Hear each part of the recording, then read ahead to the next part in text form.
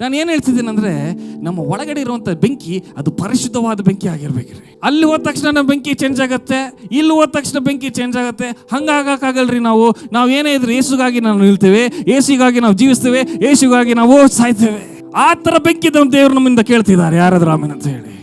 ನಮ್ಮ ದೇವರಿಗೆ ಸುಮ್ಮನೆ ಯಾವುದೋ ಒಂದು ಬೆಂಕಿ, ನಿನ್ನ ಬೆಂಕಿ ಏನೇ ಒಂದು ಬೆಂಕಿ ಇದ್ರೆ ಸಾಕಾಗಲ್ರಿ. ನಮ್ಮ ಜೀವಿತ ಯಾಕೆ ನಾಶವಾಗ್ತದೆ ಅಂದರೆ, ನಮ್ಮ ಬೆಂಕಿ ಸರಿಯಾದ ಬೆಂಕಿ ಇಲ್ರಿ. ನಮ್ಮ ಬೆಂಕಿ ಪರಿಶುದ್ಧವಾದ ಬೆಂಕಿ ಅಲ್ಲ. ನಮ್ಮ ಬೆಂಕಿ ಕಲರ್ ಆಗಿ ಬೇರೆ ಬೇರೆ ಥರವಾದ ಬೆಂಕಿಗಳಿದ್ದಾವೆ.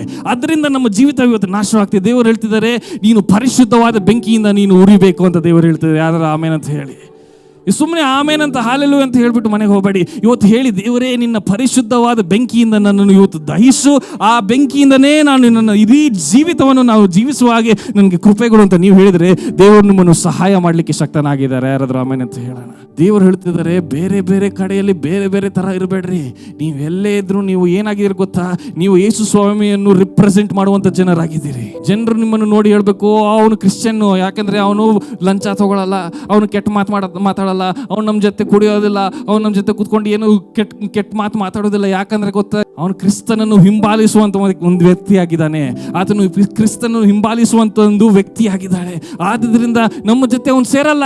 ಯಾಕಂದ್ರೆ ಅವ್ರ ಬೆಂಕಿ ಜೊತೆ ನಮ್ಮ ಬೆಂಕಿ ಮ್ಯಾಚ್ ಆಗಲ್ಲ.